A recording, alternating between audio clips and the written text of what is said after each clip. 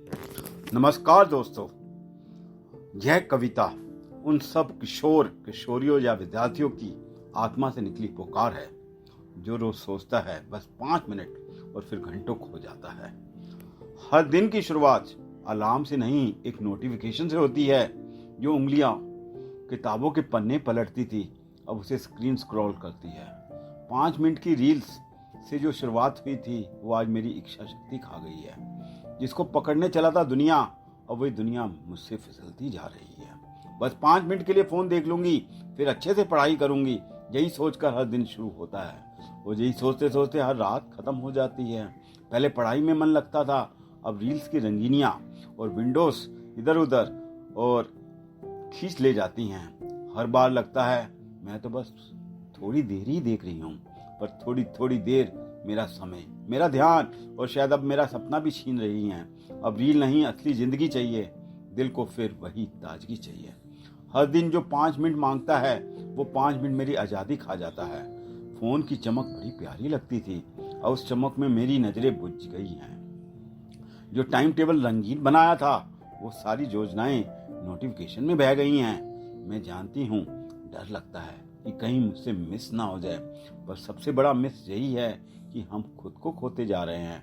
दूसरों की हाइलाइट्स देखकर अपनी रियल लाइफ को रिजेक्ट मत करो। तुम अनफिल्टर्ड हो, रॉ हो और उसी में तुम्हारी रोशनी है। अब रील नहीं, असली जिंदगी चाहिए। दिल को फिर वही ताजगी चाहिए जो हर दिन जो 5 मिनट मांगता है वो 5 मिनट मेरी आज़ादी खा जाता है। 5 मिनट रील्स से जो शुरुआत हुई थी वो आज मेरी इच्छा शक्ति खा गई है। जिसको पकड़ने चला था दुनिया, वह दुनिया मुझसे फिसलती जा रही है। क्या मैं वाकई इतना कमजोर हो गई हूँ? कई बार सोचती हूँ मेहनत करूंगी, पढ़ाई करूंगी, लेकिन मन है कि बार बार उसी स्क्रीन की तरफ भागता है। ऐसा लगता है मेरा मन अब मेरे कंट्रोल में नहीं है, किसी और की हाथों की डोर बन गया है, किसी और के हाथों का रिमोट कंट्रोल बन गया है। रील्स की दुनिया एक भ्रम। उन स्क्रीन पर लोग परफेक्ट लगते हैं, हंसते हैं, नाचते हैं। उनकी लाइफ के पीछे की थकान, रीटेक्स, दुख हमें नहीं दिखता। हम दूसरों की एडिटेड लाइफ से अपनी रियलिटी की तुलना करने लगते हैं और फिर खुद को कम कॉन्फिडेंस आकर, कमजोर समझने लगते हैं। लेकिन एक पल, एक सेकंड मैंने खुद को रोका, जैसे किसी क्रांतिकार ने बंदूक नहीं विचार उठाया हो। मैंने देखा बाहर नहीं, ये तो अंदर की लड़ाई है। ये फोन मेरा दुश्मन नहीं, पर मेरी आदतों का जेलर है। फोन का इस्तेमाल मालिक बनकर, गुलाम बनकर नहीं। प्रिय आत्मा, अब समय है जागने का। साधन का मालिक बनना है, ना कि उसका शिकार। एक रूल देने जा रहा हूं मैं, जिसको कहते हैं SOS रूल। ये एक कोई मजाक नहीं, बल्कि मनोवैज्ञानिक अस्त्र, जिसे कहते हैं ब्रह्मास्त्र है आज की दुनिया के अंदर। S mean stop. जब भी मन इधर उधर भागे तो उसको स्टॉप करना है। जब भी मन भागे स्क्रीन की ओर, एक पल ठहरो, गिनो 4 और कौन चला रहा है, मैं या मशीन? क्यों हर बार बनता हूं मैं उसका रसीन। O means observe. अब ऑब्जर्व करो, देखो कैसे विचार आ रहे हैं, कैसी भावनाएं उठ रही हैं। अब सांसों की गिनती लो, खुद को देखो, क्या तुम देख रहे हो? ये क्या फिर ये बस false fear means false evidence. दुनिया दिख रही है ऊपर, वो असली है। कहा की ओर, यहाँ ख्वाबों की मेहनत है, डर नहीं। जो रील में खो गया था अब वो फिर से बोले, मुझे अपनी असली कहानी खुद लिखनी है, मुझे स्क्रिप्ट राइटर बनना है। यह कविता याद दिलाती है स्टॉप यानी अपनी चेतना को रोकना, एक ब्रेक लगाना। ऑब्जर्व यानी खुद को देखना, सोचना, शरीर में जो भावनाएं उठ रही हैं और जो हो रहा है उसको ऑब्जर्व करना। स्टीयर अपनी दिशा बदलना, अपनी उस दिशा को, उस पानी के बहाव को एक सही डायरेक्शन में लेके जाना। वही विकल्प चुनना है जो आपको लक्ष्य की ओर ले जाए। कुछ प्रैक्टिकल सॉल्यूशंस हैं जिनकी तरफ हमें बड़े ध्यान से काम करना चाहिए, ताकि अब ये जो इतनी भयंकर बीमारी फैल चुकी है उससे हम दूर हो सकें।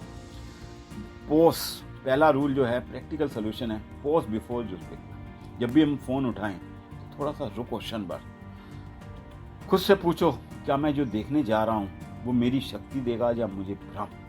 सेकंड, लैंडलाइन फ़ोन होते थे जो एक जगह पड़े रहते थे, जिनको हम कैरी नहीं कर सकते थे। इस फ़ोन को आज से लैंडलाइन बना दो कि इसको यहाँ से उठाना ही नहीं है, उसको किसी धागे से बांध दो, किसी चेन से बांध दो। रोज़ कुछ घंटे फ़ोन को एक कोने में रखो, अगर कॉल आए वहीं जाकर बात करो, फिर वहीं रख दो। धीरे धीरे मन फ़ोन से मुक्त होने लगेगा। सुबह उठते ही फ़ोन मत देखो, चाहे कुछ हो जाए, ऊपर वाले को याद करो और अच्छी एनर्जी भरो। सुबह का पहला स्पर्श फ़ोन नहीं, स्वयं से संवाद हो। बैठो शांत मन से और कहो, मैं एक प्रेम स्वरूप, प्यार स्वरूप, पावरफुल, ब्लिसफुल आत्मा हूँ। मैं शांत हूँ, मुझे आज ईश्वर की लिखित स्क्रिप्ट को निभाना है। फोर्थ, एक व्रत रखते थे लोग पहले, तो अब हमें सिर्फ डिजिटल डिटॉक्स आवर्स बनाओ। दिन में कम से कम 2 घंटे ऐसे हों जब फ़ोन पूरी तरह दूर हो। उस वक्त खुद से जुड़ो, पढ़ो, सोचो और प्लान करो। अपने मन के लिए भी प्लान बनाओ कि आज मुझे दिन में क्या करना है। जैसे बड़े बड़े लोग बताते हैं थिंग्स टू डू टुडे, तो इस मन के लिए भी प्लान बनाओ कि आज मुझे क्या सोचना है। आज यदि फ़ोन के पास भी मुझे जाना है तो मुझे क्या स्क्रॉल करना है, मुझे क्या देखना है। Use screen for soul, not scroll. हर दिन कोई एक ऐसा वीडियो देखो जो आपके आत्मबल को ऊपर उठाए, गिराए नहीं। अपनी फीड को साफ करो, उसमें शांति, शांति और उत्थान और शक्ति के कंटेंट भरो। जो तुम सोचते हो वही तुम बनते हो। एफर्मेशन हमारी लाइफ में वही काम करती है, जो हम चाहते हैं वैसा बन जाते हैं।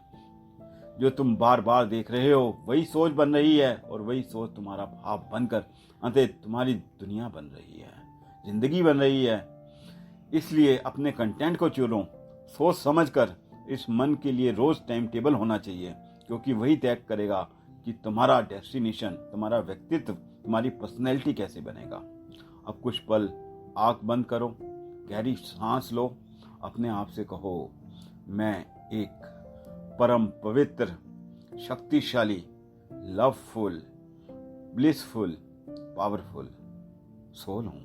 मुझे शक्ति चाहिए, भ्रम नहीं। हे ईश्वर, you are the most powerful script writer. आज से मैं तुझसे जुड़कर अपनी लाइफ की अगली स्क्रिप्ट खुद लिखूंगी। Blessing for every child caught in this trap.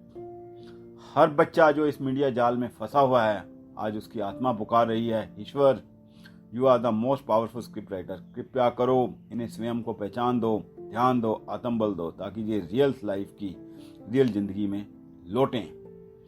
Conclusion, एक आखिरी बात, फोन तुम्हारे पास है लेकिन नियंत्रण तुम्हारे पास होना चाहिए। हर दिन हर स्क्रॉल एक चुनाव है। आज चुनो ध्यान, पढ़ाई, आत्मबल, कहीं वहीं बनकर उभरेगा तुम्हारा सुनहरा भविष्य।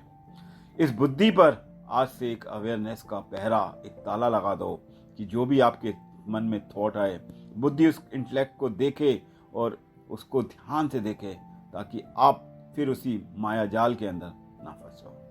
Thank you very much. आपको यदि ये कविता अच्छी लग रही है, वीडियो अच्छी लग रही है, आपने इस कविता से क्या सीखा, उसे कमेंट में लिखें और अब आप बताएं कि नेक्स्ट वीडियो आपको किस टॉपिक पे चाहिए। Thank you very much.